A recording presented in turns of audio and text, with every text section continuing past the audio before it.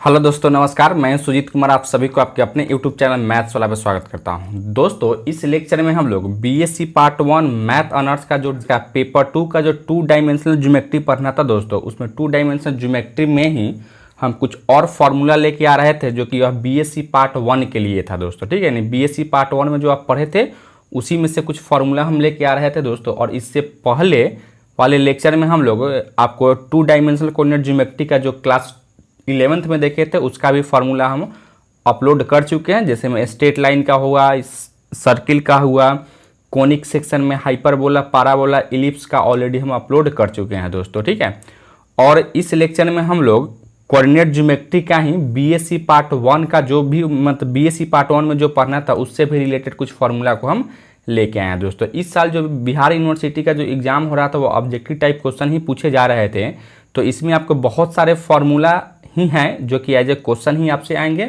तो आप फार्मूला को जब तक याद नहीं रखोगे तब तक आप क्वेश्चन नहीं कर पाओगे, या करने में आपको काफ़ी प्रॉब्लम होगा, या क्वेश्चन आपका छूट जाएगा दोस्तों। और आप लोग फार्मूला को डेली कम से कम 1 घंटा मॉर्निंग में आप फार्मूला को याद ही कीजिए, तो ही आपका काम चलेगा। अदरवाइज आप में थोड़ा सा प्रॉब्लम हो सकता है दोस्तों। ठीक है, और मेरा क्लास जो है कुमार मैथमेटिक्स क्लासेस के नाम से मुजफ्फरपुर के छाता चौक पे चलता है दोस्तों, और मैं वीडियो अपलोड करता हूँ मैथ्स वाले चैनल पे दोस्तों। ठीक है, तो मेरा यूट्यूब चैनल जो है वह कुछ दूसरा नाम से है, और मेरा ऑफलाइन जो बैच चलता है वह कुमार मैथमेटिक्स क्लासेस मुजफ्फरपुर में जो है छाता चौक पे चलता है दोस्तों। ठीक है, तो हम लोग जो शुरू करने वाले थे वह हम लोग सिस्टम ऑफ सर्किल का जो फर्स्ट एक्सरसाइज जो आपका 2 डायमेंशनल कोऑर्डिनेट ज्योमेट्री का था दोस्तों, उसी का हम लोग सिस्टम ऑफ सर्किल के बारे में बात करेंगे दोस्तों। ठीक है, तो यहाँ से फर्स्ट टाइम हम लोग देखें the angle of intersection of 2 circle x square plus Y square plus 2g1 x plus 2f1y plus c1 equal to 0 and x square plus Y square plus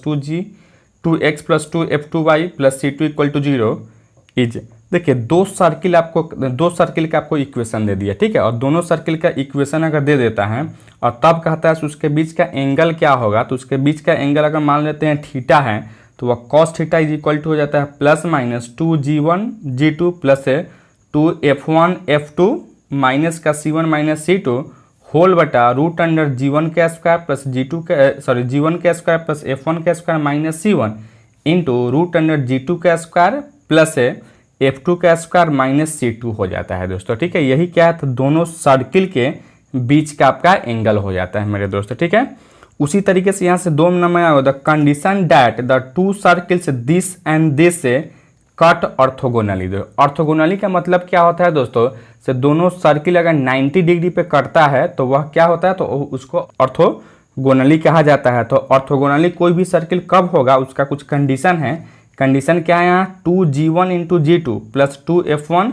into f2 equal to c1 plus c2 के बराबर आ जाएगा। तो हम कहेंगे क्या, से दोनों circle जो है एक दूसरे को ऑर्थोगोनली कट करता है दोस्तों। ठीक है, अच्छा अब आते हैं हम लोग नेक्स्ट में आते हैं 3 नंबर में दोस्तों आते हैं।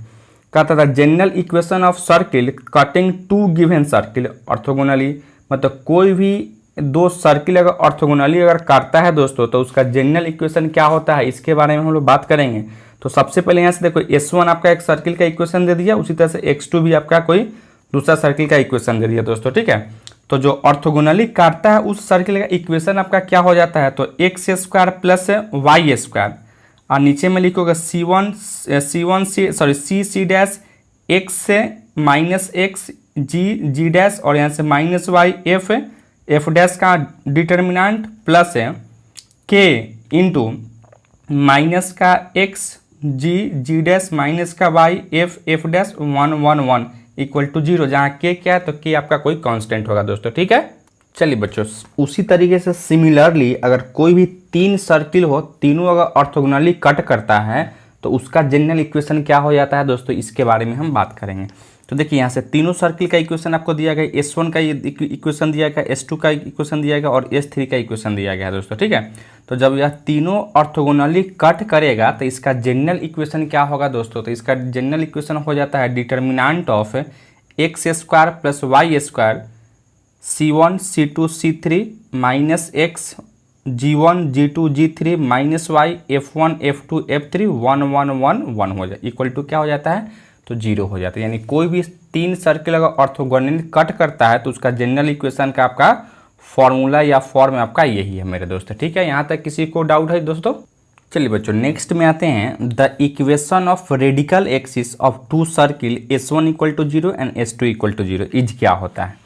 देखिए रेडिकल एक्सिस किसी भी सर्किल, दो सर्किल का रेडिकल एक्सिस का इक्वेशन क्या हो जाता है, तो आपको पहले दो सर्किल का इक्वेशन देगा S1 equal to 0 and S2 equal to 0। तब हम क्या करेंगे, जब रेडिकल एक्सिस का इक्वेशन निकालना होगा दोस्तों, तो फर्स्ट सर्किल में से हम सेकेंड सर्किल को घटा लेंगे और इक्वल टू 0 कर देंगे, यानी S1 minus S2 equal to 0 ही क्या हो जाता है, तो इक्वेशन ऑफ रेडिकल एक्सिस हो जाता है दोस्तों। ठीक है, अच्छा अब आते हैं यहाँ से कुछ नोट्स हम लिखे हुए हैं दोस्तों, ताकि आपको नोट्स अगर याद रखोगे तो कुछ ना कुछ आपको ऑब्जेक्टिव टाइप क्वेश्चन बन जाएगा।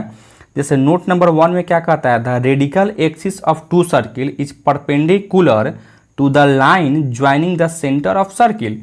देखिए दोस्तों यहाँ से कोई आपको दो सर्किल है, ठीक है, और यह आपका क्या है, तो रेडिकल एक्सिस है। तो रेडिकल एक्सिस क्या, यह आपका एक टेंजेंट है और यही आपका रेडिकल एक्सिस है। तो कोई भी दो सर्किल का जो है हम सेंटर को जब मिलाते हैं ना, तो यह जो रेडिकल एक्सिस होता है उस पर क्या होता है, परपेंडिकुलर होता है दोस्तों। ठीक है, तो ये नोट नंबर फर्स्ट आपका यही कह रहा था। उसी तरीके से यहाँ से आओगे नोट नंबर 2 में, the three radical axis of three coplanar circle taken in pair are concurrent. यह क्या होना चाहिए था, कंकूरेंट होगा, provided that their centre are collinear.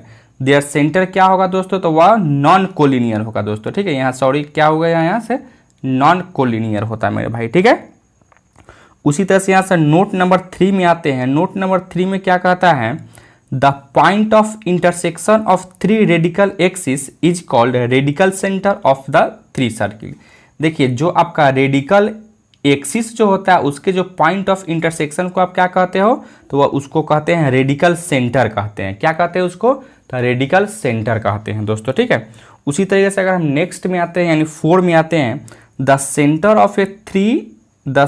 Of the three circle are collinear the three radical axis will be parallel and all being perpendicular to the line of centre दोस्तों। ठीक है, कहने का मतलब क्या है, अगर किसी थ्री सर्किल का अगर सेंटर कोलिनियर हो तो उसका जो रेडिकल एक्सिस जो है पैरेलल होगा दोस्तों। ठीक है,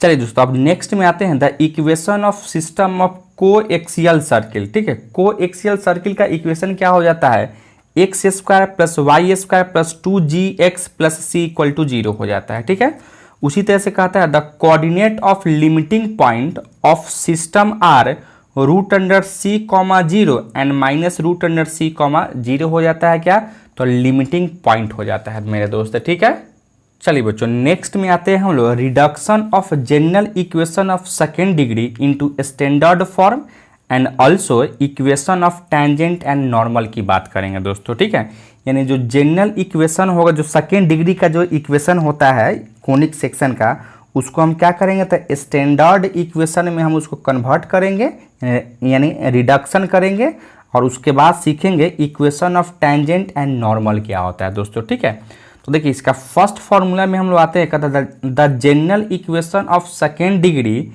ax² plus 2gxy plus by² plus 2gx plus 2fy plus c equal to 0 represent किस चीज को रिप्रेजेंट करता है, तो यह रिप्रेजेंट करता है आपको a में पाराबोला कब होगा, if h² equal to ab हो। यही यह कोनिक से जो सेकेंड डिग्री का इक्वेशन, यह इलिप्स कब कहलाएगा, जब इलिप्स तभी कहलाएगा जब h² is less than ab हो।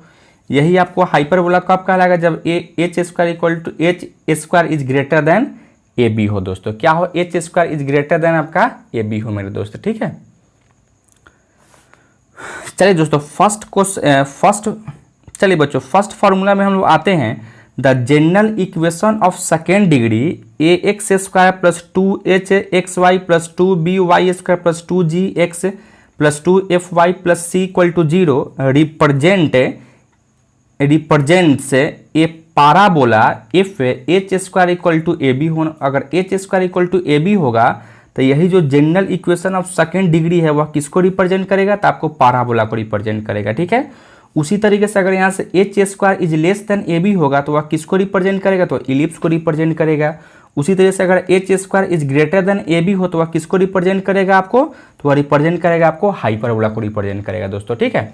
उसी तरीके से यहाँ से आगे आप बढ़ाओगे, यहाँ से प्रोवाइडेड यह आपको दिया रहेगा, प्रोवाइड दिया रहेगा delta equal to h a h g h b f g f c does not equal to zero, अर्थात कहेंगे del does not equal to zero होगा दोस्तों, ठीक है। यानी डेल्टा का वैल्यू आपका यही है आपको क्या है यार, determinant of a h g h b f g f c, ठीक है। यही आपका क्या है, तो डेल का जो वैल्यू है दोस्तों तो वह क्या होना चाहिए था, तो वह जीरो आपको नहीं होना चाहिए था मेरे दोस्त, ठीक है।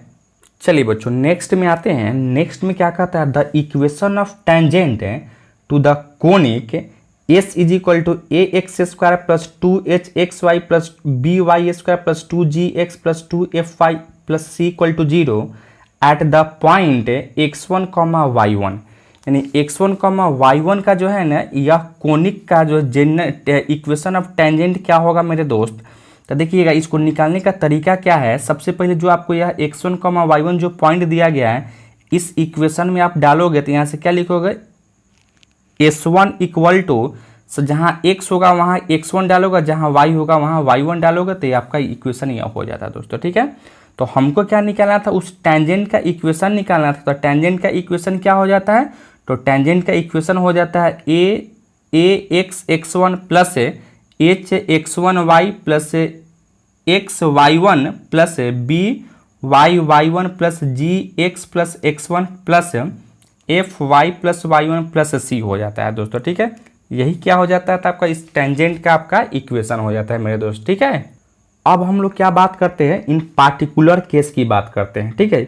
यह आपका क्या जो सेकेंड डिग्री जो इक्वेशन जो दिया गया था वह सेकेंड डिग्री इक्वेशन आपका क्या क्या हो जाएगा, या तो पाराबोला होगा, नहीं तो इलिप्स होगा, नहीं तो क्या होगा आपका हाइपरबोला होगा दोस्तों, ठीक है। तो अब हम लोग यहाँ से बात करते हैं स्पेशली किसके लिए, तो पाराबोला के लिए। तो पाराबोला का क्या इक्वेशन होता है, तो पाराबोला का इक्वेशन आपको हो जाता है y square is equal to 4ax हो जाता है। अर्थात इसको अगर एस के फॉर्म में लिखोगे तो एस इज इक्वल टू क्या लिख सकते हो, यहाँ से वाई स्क्वायर माइनस का 4ax होगा। s1 क्या हो जाएगा आपका, तो s1 हो जाएगा यहाँ से y1 का स्क्वायर माइनस 4ax1 हो जाएगा। तो टेंजेंट का जब इक्वेशन आप लिखोगे तो क्या करोगे, यहाँ से इसको लिखोगे y1 minus 2a into x plus x1 हो जाता है दोस्तों, ठीक है। बस आपको करना क्या है, यहाँ से हम लोग इसमें क्या किए हैं, तो यहाँ से किए हैं यहाँ से दोस्तों यह वाई स्क्वायर को हमको यहाँ से y1 में कन्वर्ट कर देना था और इस x को x1 प्लस x बटा में 2 में कन्वर्ट कर देना था दोस्तों, ठीक है। हालांकि इसको हम नेक्स्ट में बताएंगे यह ट्रिक क्या है या कैसे बदल रहा था, इसके लिए हम आगे बढ़ाएंगे दोस्तों। देखिए आते हैं दोनों में, अब हम लोग इलिप्स की बात करते हैं। इन केस ऑफ इलिप्स देखिए इलिप्स का क्या इक्वेशन हो जाता है, तो एक्स स्क्वायर बटा ए स्क्वायर प्लस वाई स्क्वायर बटा बी स्क्वायर इक्वल टू 1 हो जाता है। तो इसको अगर एस के फॉर्म में लिखो तो एस इज इक्वल टू क्या लिख सकते हो यहाँ से, तो x square by A square plus Y square by B square minus 1, यानी इस माइनस को इधर शिफ्ट कर सकते हो। अगर यहाँ से x1 कॉमा y1 पर अगर हमको निकालना है तो यहाँ s1 इक्वल टू क्या लिखो, x1 का स्क्वायर बटा ए स्क्वायर प्लस वाई1 का स्क्वायर बटा बी स्क्वायर माइनस 1। जब इसका आप टेंजेंट निकालोगे यानी इक्वेशन ऑफ टेंजेंट निकालोगे तो क्या करोगे यहाँ से, तो यहाँ से x1 बटा ए स्क्वायर प्लस y1 बटा बी स्क्वायर माइनस का 1 लिख सकते हैं दोस्तों, ठीक है। अब आते हो दोस्तों 3 में, in case of hyperbola. Hyperbola का क्या इक्वेशन हो जाता है, तो हाइपरबोला का इक्वेशन हो जाता है x square by A square minus Y square by B square equal to 1 हो जाता है। इसको अगर आप एस के फॉर्म में लिखो तो क्या लिखो, s equal to x square by A square minus Y square by B square minus 1 हो जाएगा। यानी x1 कॉमा y1 को अगर निकालना है, x1 कॉमा y1 पर अगर निकालना है तो क्या करेगा, x1 कॉमा y1 इस इक्वेशन को सेटिस्फाई करेगा। अर्थात s1 इक्वल टू क्या लिखोगे यहाँ से, x1 का स्क्वायर बट्टा में ए स्क्वायर माइनस y1 का स्क्वायर बट्टा बी स्क्वायर माइनस 1। हालांकि इसको लिखना जरूरी नहीं था, लेकिन हमको मेन क्या निकालना था, तो हमको यहाँ से निकालना था आपको टेंजेंट का इक्वेशन निकालना था, ठीक है। तो टेंजेंट का इक्वेशन क्या होगा आपका, तो x1 बट्टा ए स्क्वायर माइनस y1 बट्टा बी स्क्वायर माइनस 1 हो जाता, ठीक है। तो यही आपका क्या है, तो टेंजेंट का इक्वेशन हो जाता दोस्तों। इक्वेशन क्या है, तो t इक्वल टू x1 बट्टा ए स्क्वायर माइनस y1 बट्टा बी स्क्वायर माइनस का 1 हो जाता है। अब अभी तक जो आप लोग देखे हैं वह उसमें हम लोग क्या क्या चीज़ में बदले हैं, तो यहाँ ट्रिक जो है दोस्तों क्या है, यहाँ से देखिए ये रिप्लेस हमको करना है, एक्स स्क्वायर को आप रिप्लेस कीजिएगा एक्स x1 में, ठीक है, और वाई स्क्वायर को रिप्लेस कीजिएगा वाई y1 में। देखिए यहाँ से एक्स स्क्वायर था तो यहाँ से किस में हम रिप्लेस किए हैं, तो एक्स x1 में किए हैं, वाई स्क्वायर था तो किस में रिप्लेस किए हैं, तो वाई y1 में किए हैं दोस्तों, ठीक है। तो आपको यहाँ से एक्स स्क्वायर को क्या चीज में रिप्लेस करना है, तो एक्स x1 में रिप्लेस करना है, और वाई स्क्वायर को रिप्लेस करना है वाई y1 में रिप्लेस करना था दोस्तों, ठीक है। और जहां भी x रहेगा तो x को आप रिप्लेस करोगे x प्लस x1 बट्टा में 2 से, और y को रिप्लेस करोगे यहाँ से y प्लस y1 बट्टा में 2 में रिप्लेस करेंगे दोस्तों, ठीक है। तो इस टेक्निक को आप ऑलवेज याद रखिएगा ताकि आप बहुत सारे क्वेश्चन को आसानी से आप उसको कर पाएंगे, ट्रिकली वे में आपको कर पाएंगे दोस्तों, ठीक है। चलिए बच्चों एक नोट की बात करते हैं। देखिए नोट नंबर फर्स्ट में क्या कहता है, the equation of tangent to the parabola y square equal to 4ax at the point t, अर्थात ए टी स्क्वायर माइनस 2at, इस पॉइंट पे जो है ना इस पाराबोला का इक्वेशन मतलब इस पाराबोला का tangent of equation of tangent क्या हो जाएगा दोस्तों, तो यह हो जाएगा आपको t y equal to x plus a t square हो जाता है दोस्तों, ठीक है। उसी तरीके से equation of the tangent to the ellipse x square by A square plus Y square by B square equal to 1 at the point phi, अर्थात that is a cos phi comma b sine phi पर इस equation of tangent क्या हो जाता है दोस्तों, तो equation of tangent आपका हो जाता है एक्स कॉस फाई बटा ए प्लस वाई साइन फाई बटा बी इक्वल टू 1 हो जाता है दोस्तों, ठीक है। उसी तरीके से यहाँ से नेक्स्ट में आओगे नोट नंबर 3 में, the equation of tangent to the hyperbola at the point phi that is the point a sec phi comma b tan phi is क्या होगा यहाँ से, तो यहाँ से हो जाता है दोस्तों क्या यहाँ से, तो x into sec phi by a और minus y into tan phi by b equal to 1 हो जाता है। क्योंकि जब भी हाइपरबोला का हम इक्वेशन लिखते हैं तो एक्स स्क्वायर बट्टा में ए स्क्वायर माइनस वाई स्क्वायर बट्टा में बी स्क्वायर होता था। यहाँ क्या होता था हाइपरबोला का इक्वेशन, तो एक्स स्क्वायर बट्टा में ए स्क्वायर माइनस का वाई स्क्वायर बट्टा में बी स्क्वायर इक्वल टू 1 होता है दोस्तों, ठीक है। इसलिए यहाँ से आपका माइनस लगेगा, और इलिप्स में क्या होता था, इलिप्स में आपको प्लस होता था, इसलिए यहाँ से प्लस लगेगा मेरे दोस्तों, ठीक है। अब हम लोग आते हैं दोस्तों नेक्स्ट में यानी 3 में, the condition that the line y is equal to M x plus c में touch the parabola y square equal to 4ax, यानी यह एक लाइन का इक्वेशन दिया गया और यह एक पाराबोला का इक्वेशन दिया गया, दोनों एक दूसरे को टच करता है तो उसका कंडीशन क्या होता है, तो उसका टच तभी करेगा इफ यानी यदि c इक्वल टू क्या हो, तो a बटा m हो। a क्या है, तो a आपको जो है से यहाँ से x का कोफिशिएंट a है, और m क्या है, तो इस लाइन का स्लोप है दोस्तों, ठीक है। उसी तरह से इसमें अगर आते हो 3 का 1 में आते हो, the equation of tangent to the parabola y square equal to 4ax is क्या हो जाता है, तो यहाँ y equal to M x आप प्लस यहाँ जो c का जो वैल्यू आप निकाले हो वही c का वैल्यू यहाँ से a बाई एम लिखेंगे दोस्तों, ठीक है। उसी तरह से यहाँ से नेक्स्ट में आते हो यानी 4 में आते हो, तो 4 में यहाँ से क्या लिखोगे, देखिए the condition that the line y is equal to M x plus c में touch the ellipse x square by A square plus Y square by B square equal to 1, यानी यह लाइन और यह इलिप्स एक दूसरे को touch करेगा कब, यदि c इक्वल टू क्या हो, तो plus minus root under a square into m square plus का बी स्क्वायर हो दोस्तों, ठीक है। उसी तरह से चौथा को ए में आओगे, the equation of tangent to the ellipse x square by A square plus Y square by B square equal to 1 is, ठीक है। तो इसका इक्वेशन क्या हो जाता है, y is equal to M x plus minus यहाँ जो c का वैल्यू निकाले वही c का वैल्यू यहाँ डालेंगे, अर्थात क्या लिखोगे यहाँ से root under a square m square plus का बी स्क्वायर लिखेंगे दोस्तों, ठीक है।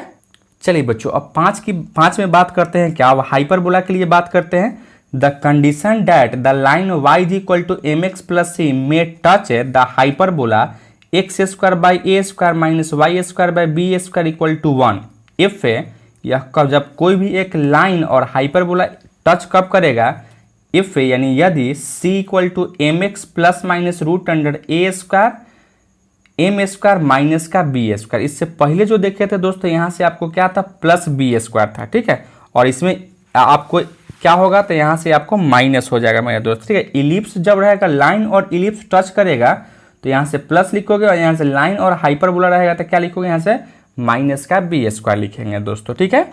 अच्छा, अब आते हो यहाँ से the equation of any tangent to the hyperbola x square by A square minus Y square by B square equal to 1 is क्या हो जाता था, y equal to M x plus minus root under, यहाँ जो c का value निकालो यही रखोगे, यानी क्या लिखोगे, ए स्क्वायर एम स्क्वायर माइनस का बी स्क्वायर लिख सकते हैं दोस्तों, ठीक है। उसी तरीके से हम लोग 6 में आते हैं, तो यहाँ से 6 में जो देखेंगे मेरे दोस्त, क्या, the equation of normal to the parabola y square equal to 4ax at x1 comma y1। अब हमको क्या निकालना है, तो यह पाराबोला का, इस पाराबोला पर हमको क्या निकालना था, इक्वेशन ऑफ नॉर्मल निकालना था एट x कॉमा y पे, तो वह क्या हो जाता है, तो यहाँ x माइनस x1 बटा में माइनस का 2a equal to y minus y1 बटा में यहाँ से y1 हो जाता है दोस्तों, ठीक है। यही आपका क्या है, तो पाराबोला के लिए नॉर्मल का इक्वेशन हो जाता है। इसी तरीके से दोस्तों आते हैं यहाँ से the equation of normal to the parabola y square equal to 4ax at the point a t square comma 2at is क्या हो जाता है, तो y plus t x is equal to हो जाता है 2at प्लस का 8t³ हो जाता है दोस्तों, ठीक है। तो इसको भी आप याद रखो, या किस पॉइंट पे है, तो यहाँ से ए टी स्क्वायर कॉमा 2at पे है दोस्तों, ठीक है। And at the point A by M square comma 2a by M is क्या हो जाता है, तो y is equal to M X minus 2am minus am³ हो जाता है, यानी इस पॉइंट पे इसका इक्वेशन यह हो जाता है, और इस पॉइंट पे इसका नॉर्मल का इक्वेशन आपका यह हो जाता है दोस्तों, ठीक है। उसी तरह से यहाँ से नेक्स्ट में आते हो, अब इलिप्स के लिए हम बात करते हैं, पैराबोला के लिए जस्ट बात की हैं, अब हम लोग करते हैं इलिप्स के लिए बात दोस्तों।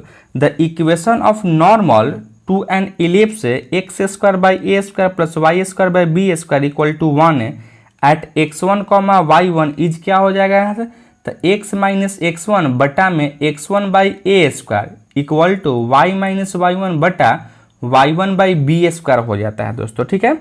उसी तरह से यहाँ से 7 के फर्स्ट में आते हो, the equation of normal to the ellipse x square by A square plus Y square by B square equal to 1 at a cos phi comma b sine phi is क्या हो जाता है, तो a x sec phi minus b y cosec phi equal to square minus का b square हो जाता है दोस्तों, ठीक है। अब आते हो नेक्स्ट में आते हैं 8 नंबर में आते हैं, the equation of normal to the hyperbola, यानी अब हाइपरबोला के लिए आते हो तो क्या लिखो, X square by A square minus Y square by B square equal to 1, या हाइपरबोला का इक्वेशन है, और eight x1 comma y1 is क्या हो जाता है, तो x माइनस x1 बटा में x1 by A square equal to y minus y1 बटा में minus y1 by B square लिख सकते हो दोस्तों, ठीक है। इसी तरह से नेक्स्ट में आते हो, the equation of normal to the hyperbola x square by A square minus Y square by B square equal to 1 at the point a sec phi comma b tan phi is क्या हो जाता है, तो a x cos phi plus B y cot phi equal to a square plus का b square हो जाता है दोस्तों, ठीक है।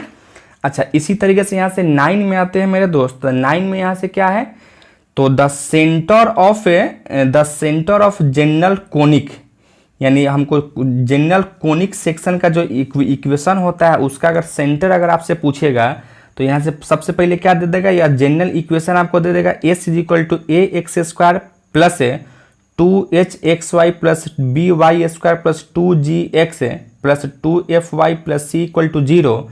तो उसका सेंटर का क्या फॉर्मूला है, तो सेंटर का फॉर्मूला है f f h f minus b g अब बट्टा में a b minus h square comma h g minus a f बट्टा में ए बी माइनस का एच स्क्वायर है दोस्तों, ठीक है। तो इस तरीके से हम लोग 1 से लेकर 9 तक आपको फॉर्मूला देखे हैं। इस फॉर्मूला को आप ऑलवेज याद रखिएगा, तो ही आप 2 डायमेंशनल कोऑर्डिनेट ज्योमेट्री का बहुत सारा क्वेश्चन को आप चुटकी में कर सकते हैं दोस्तों। अगर यह फॉर्मूला अगर आप याद कर लेते हैं तो हम गारंटी देते हैं से आपको 20 सवाल तो आप ऐसे ही कर सकते हो दोस्तों, ठीक है। यानी इसी से आपको या जो भी फॉर्मूला आपको बताया है 2 डायमेंशनल कोऑर्डिनेट ज्योमेट्री का, चाहे स्ट्रेट लाइन हो, चाहे वह कोनिक सेक्शन में पाराबोला, हाइपरबोला, इलिप्स हो, या आपको सर्किल हो, चाहे अभी जो हम फॉर्मूला बताएं, अगर यह फॉर्मूला को याद रखते हो तो निश्चित रूप से आप 20 क्वेश्चन को कर ही पाएंगे दोस्तों, ठीक है।